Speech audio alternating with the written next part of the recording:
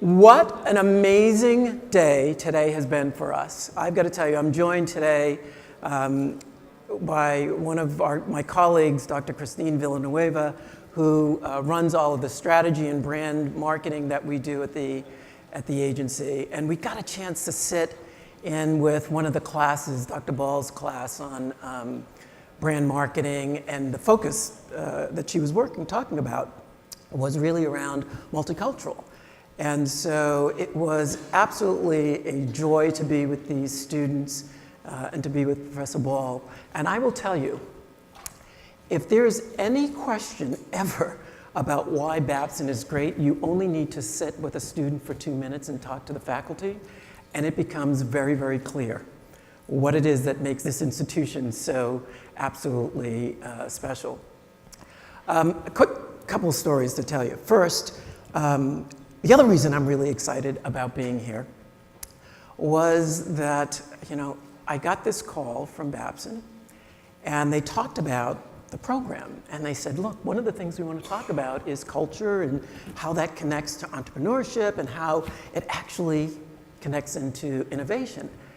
And I got to tell you something. I was in the office by myself. I was doing my happy dance. I was like, oh my gosh, finally, someone is seeing those connections. Someone wants to talk about something that I'm so passionate about.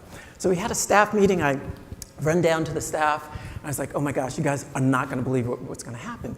Babson wants to do this thing about entrepreneurship and culture, and they've asked me to talk about it. I was like, well, the staff, because that is so much a part of who we are and what we do every day, and they're really, really excited. And there's always one person. You have to have one person that keeps you grounded, right? So there's one person in the office. I'm not going to name names, Juan Bonilla. And he's a great guy. He said, look, I know how excited you get. I know how passionate you are about this, and sometimes you can go a little bit long. So you got to make sure you keep it short. You got to keep it kind of focused. And I was like, you know what? That's a really good note. I get it. I understand. So what I've asked the production folks here to do, just so you know they're not being rude, I've asked them to give me a little music cue when I'm getting close to the end of my presentation, if I'm getting too close. I figured you're like, Babson, entrepreneurship, it's kind of like the Academy Awards for entrepreneurs. I'm going to get played off the stage just like they do in the Academy Awards. So I'm going to go with that. When you hear the music, no, it's not a mistake. It's actually been planned. The other reason I am excited about being here, and it's amazing to see Dr. Sorensen here, because when I was a student at Babson, Dr. Sorensen was the president of the school, and I had an opportunity to participate in the Founders Day program. And it was in this very room that I got a chance to introduce an entrepreneur who happened to be a student at Babson, Gustavo Cisneros. And I see actually the host that was here too. Stand up, you gotta stand up. It's so funny that we're all here at the same time. So it feels great to come back to home and back to Babson and be able to kind of celebrate something that I'm really excited about.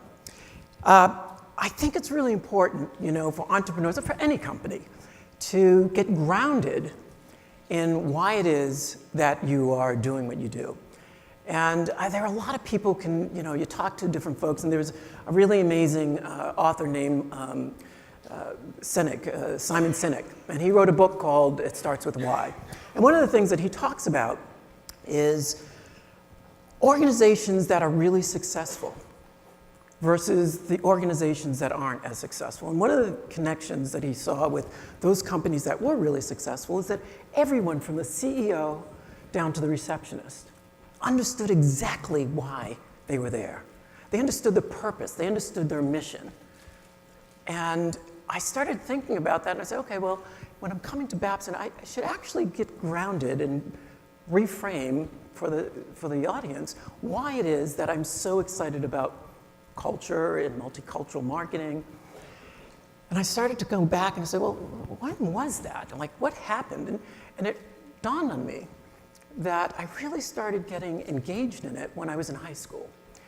And one of the things that happened in high school for me was, in history class, I loved history class. I loved learning about what was happening back then and how it would project to the future. But in our history classes, they really didn't talk about black history that much. They talked about black history in terms of slavery, but they didn't talk about it in its current form. And so I would go home and my mom and dad would kind of fill in those gaps. They would talk to me a little bit about civic leaders and people in our community that actually made a huge difference. And one of the people that they talked about was a gentleman by the name of Bayard Rustin. How many people are familiar with Bayard Rustin? Yeah, a few. Let me give you a little bit of background about Bayard. Bayard is considered to be the lost prophet in the civil rights effort. He was the person who actually introduced Dr. Martin Luther King Jr. to Gandhi and helped Dr. King understand the ways of passive resistance. He also was the architect behind the famous March on Washington, where Dr. King gave his I Have a Dream speech. And one of the things that Bayard had talked about that really hit home for me, he had this amazing quote. He said, you know, what every community needs is a group of angelic troublemakers. And I thought about that. You know exactly what that means, right? When you hear the word angelic troublemakers. And I thought about what that meant, and I realized at that point that that's something that I've always wanted to be. I wanted to be that guy that helped move things forward in a way that was challenging the status quo, that was a little bit disruptive but respectful. And so it's in that spirit of being an angelic troublemaker that we started to adapt some of that personality. At our agency, we call ourselves enlightened rebels. People who understand the data, who are really passionate about, you know, moving things forward and disrupting the current state of affairs, but for the purpose of making things bigger and better for our clients. We believe fundamentally that the world is made stronger and more powerful through the lens of diversity. And, you know, part of what we wanted to do when we started this company was we wanted to make sure that we were facing the world the way the world faced us.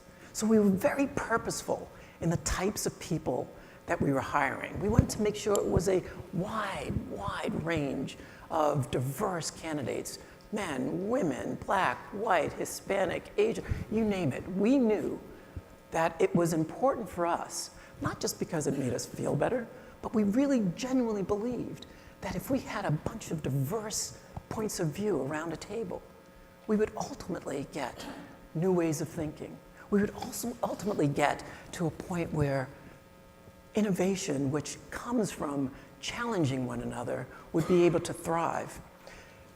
One of the things that is really important for us, and one of the things that I think not just for our agency, but I guess for any leader, is to make sure that you create an environment that allows the people that work for you to bring their full and complete self to the office every day. And there's a business reason for that. Part of the reason we are really focused on making sure that everyone feels comfortable about bringing their true self to the office is because the second that they stop worrying about covering or code switching or doing any of the things that make them feel like they can't be themselves, they stop worrying about that and they take all of that energy and start focusing it in on the things that we need to do to help make our clients' business grow forward. So we ask everyone in our company to come together and to make their own I am lists. You know, so if I would ask any of you guys here in the room to pull out a piece of paper and start writing down what makes you, you. You'd come up with an amazing list. Some of those things would be absolutely unique to you. And then when you start to go through that list, you might find out that there are some things that are very common with the person sitting next to you. And part of our job as leaders is to make sure we have the folks in our agencies feel strong enough and comfortable enough to come in and be who they are every day. So here's my I am list. I'm an uncle, I'm a traveler, I'm a husband, I'm a son, I'm an entrepreneur, I'm a supporter of the arts, and my God, I'm a germaphobe, I'm sorry. I'm working through it. Purell is one of my favorite friends. But the reality is I'm who I am, and I have to make sure that I encourage other people to be who they are in our space.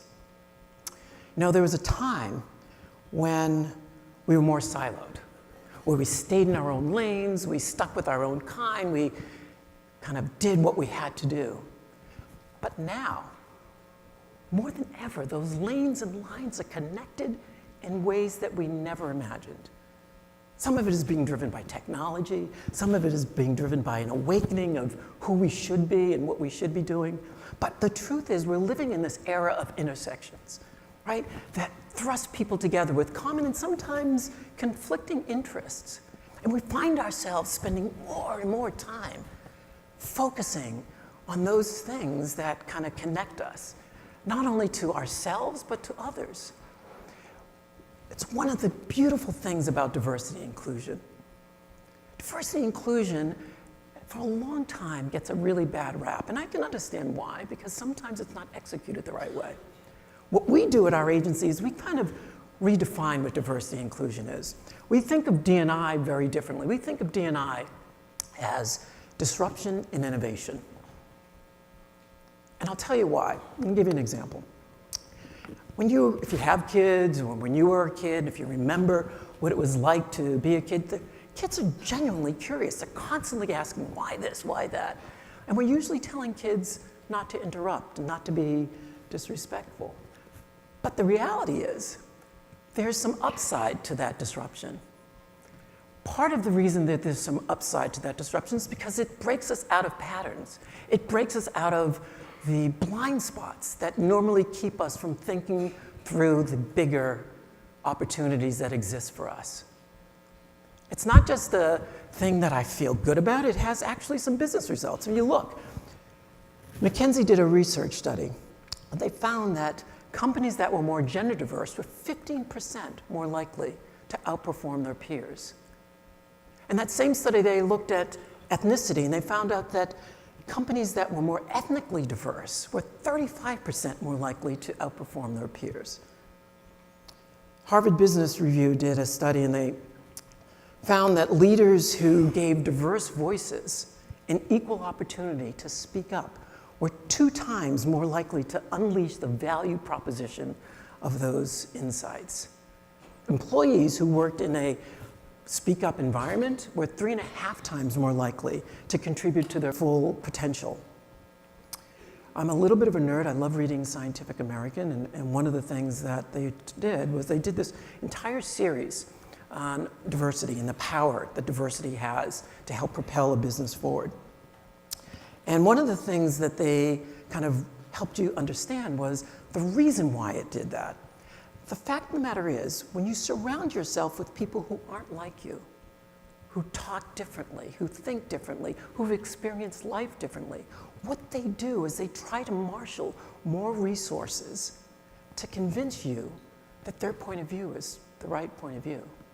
So when you're with a bunch of people who are very different and they're all working on the same type of problem solving, what happens is the IQ of the group becomes stronger and bigger. And the opportunities to find those nuggets of innovation become greater for you. And I got to tell you, what their ultimate conclusion was that if your end goal is excellence, then diversity and inclusion is an essential ingredient. It is not a nice to do anymore. It's going to be a mandatory if in fact you want to move yourself forward. So let's kind of recap a little bit. Diversity and inclusion, let's stop thinking about it in its traditional sense. Let's start thinking about it in its new kind of way of looking at it, which really leads to disruption and innovation. Disruption and innovation ultimately get you better client results end up getting you better business results. I can promise you, I've never had a client ask me to be less innovative. I've never had a staff member saying, you know what, I don't want to do innovation anymore. I want to continue to do the things the same way over and over and over. So that sounds good on paper, but let's face it, it ain't easy, right? The fact of the matter is, change is often really difficult. We're human beings. We like to do things the same way because it makes us feel comfortable. We don't like the unknown. Although I will tell you, one of the things about an entrepreneur is the curiosity and the willingness to go into the unknown and to discover those things that we might not have done if we didn't step outside of our comfort zone. So part of what we have to do is we have to have the courage to collide, the courage to go out and try something that we've never done before. I think of, I mentioned courage to collide to someone, and I said, it's like these two powerful forces coming together, and this explosion happens, and all of the bright lights that sparkle that moment up there, that's where the innovation is. That's where we're kind of reaching for. And they're like, I get it, but I think of that explosion in a negative way. I said, okay, here's this. Suppose we think about rethinking about the word collide. Let's take a kaleidoscope, and you look at that kaleidoscope, and you're going through it, and any one of those geometric images is gorgeous. But then when you twist it and turn it a little bit, the mosaic, the beauty of what you're looking at becomes even more beautiful. And that's how we have to start thinking about colliding. The challenge is you've got to learn to collide faster. One of the things that happens in the tech companies is they understand this. They understand that innovation really requires that you try new things. You go out and you get new ideas, and if it doesn't work, you learn from it and you move on. We're navigating the new, we're getting there faster, but we can get there faster and better if, in fact, we start to lean into the strengths and the culture of the people that work for us. I tell everyone, don't back up or stand still. Remember that, we heard the music. Okay, well, yeah, this is great. Thank you very much. Here we go. I'm going to pause for a second, which seems ironic that I'm saying don't stop or stand still on this slide. I'm going to come to the end, but actually, I think what I'm going to do, I'm going to get some help.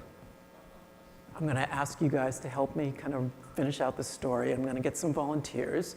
I don't think we can have it's hard for me to see, so bear with me. I don't think we can have a presentation on diversity and inclusion without having the head of diversity and inclusion from the college participate. So is Sadie, I thought I saw Sadie. Okay, Sadie, come on up. I don't know if you guys know Sadie. Give her a hand. Sadie, you're going to help bring this up. Where's Letitia? Is Letitia here? I saw her earlier, but I don't know if she stayed. Okay, Letitia, come up. You're being voluntold. We're going to get, and then I'm going to ask, where's Dr. Christine? Okay, she works with me, so she has no choice. Call and response. I'm going to say a word, and all you guys are going to have to do is repeat the word. You with me? You with me? All right, we're going to divide the room up, though, because we're going to have 3 team captains. They've been voluntold. They're very nice. They don't know what they're going to do, but I'm going to tell them in a second. So team connect. You're going to be from, I think there's an aisle, from that side over. You guys stand up for a second. You're team connect. The middle section, you're going to be team collide. So team connect, team collide, and we're going to have results here. You're the last section over here. You guys stand up. Come on. Stand up. You're going to go. Exercise. All right. I'm going to summarize this, and you guys are going to help me bring it home, all right? So let me just finish this, and then I'll instruct you guys. Okay, so I mentioned to people, don't back up or stand still, because what happens when you do that, you get gridlock, and gridlock ultimately is the death for innovation. There's a time to yield, but that time to yield is about listening and not lessening, so you've got to listen to those cultures. And by all means, you've got to have the courage to collide. So here's what we're going to do. I'm going to finish the story, and Dr. Christine is going to lead you in connect. I'm going to continue the story, and Sadie is going to lead you in collide. And we have alumni. When you get a Babson alumni, you get results. You got a little swagger, you got results. That's what we're all about, right? Okay, so let's remember. One of the things that we had here we talked about is connecting with people that are different than you, learning from that exposure, and taking that into your office every day. So that's about connecting, correct? Connect? Connect? Connect? Connect? All right, you're getting it. When we do, we're going to get those collisions, folks. We're going to collide, but don't look at it in a negative way. Look at it as a celebratory way to enjoy the innovation that's out there. Collide. Collide. KALEID. KALEID.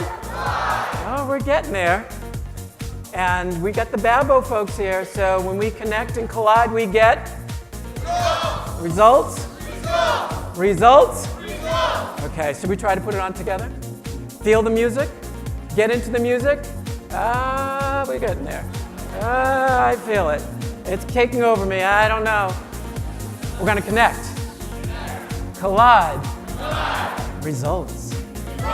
Connect. Collide. Results. Connect. Collide. Results. You guys are awesome. Thank you.